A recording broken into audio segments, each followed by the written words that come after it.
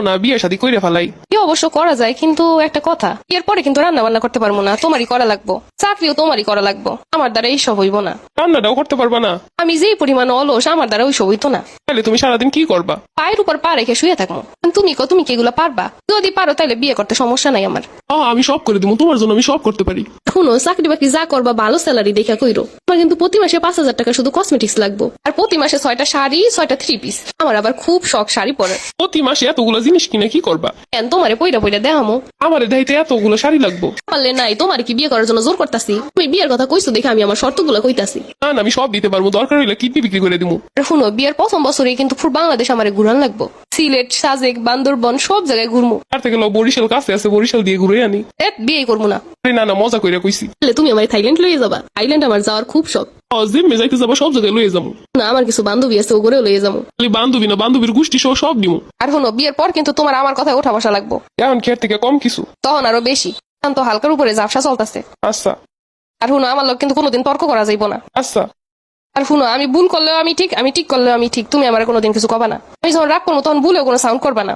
আচ্ছা আমার যদি ইচ্ছা হয় সারা রাত লাইট জ্বালাই রাখবো, আমার যদি ইচ্ছা হয় আমি সারা রাত লাইট বন্ধ করে রাখবো। তুমি কিন্তু কোনো কিছু কইতে পারবা না। আচ্ছা।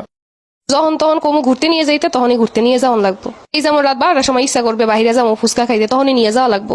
আচ্ছা আর শুনো, তোমার বাপ মারে কবা আমারে বেশি বেশি ভালোবাসতে। আচ্ছা তোমার পরিবারের কেউ যদি আমার উপর একটা অন্যায় কথা কয়, তুমি সাথে সাথে কাঁচা দিয়ে নামবা।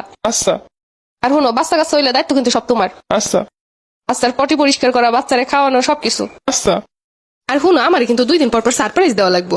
আচ্ছা।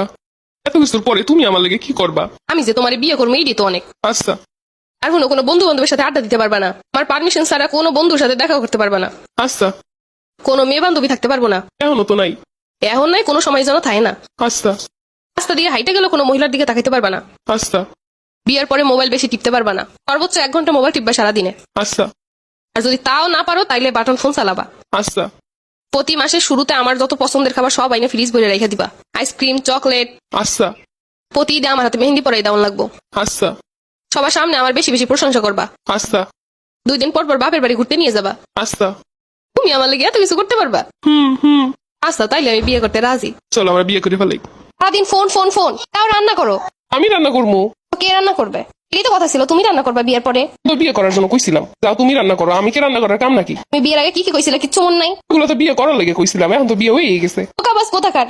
বিয়ে করার লেগে মানুষ কত কি কয়। আমার প্রতি মাসে 6টা শাড়ি। তোর পাগল, 6টা শাড়ি কিনে দেওয়া তো আমার 1 বছরেও সম্ভব না। যা আছে এগুলো পরে শেষ করো। 6টা শাড়ি দিয়ে কি করবো প্রতি মাসে? তুমি না কইছিলাম আমার মহে মহে কোনো কথার উত্তর দিবা না। ওগুলো তো আমি বাধ্য হয়ে কইছিলাম যেন বিয়েটা হয়ে যায়। আমার যে থাইল্যান্ড ঘুরতে নিয়ে যাবা। ওরে আল্লাহ, থাইল্যান্ড? কিসের থাইল্যান্ড? পকেটে তো সিটের যাওয়ার মতোই টাকা নাই। কি ছিল তোমার মনে? বিয়ের আগে কত কিছু কয়, এগুলো বিশ্বাস করতে নাই। তোর মেয়ে, তুমি আগে কবা নাই কথা। এই কথা আগে কইলে তো তোমার বিয়ে করতে পারতাম না। বিয়ে গুইলা খাওয়াই দিমু তো গো। তারা বিয়ের আগে এক কথা কইস, বিয়ের পরে আর এক কাম করিস।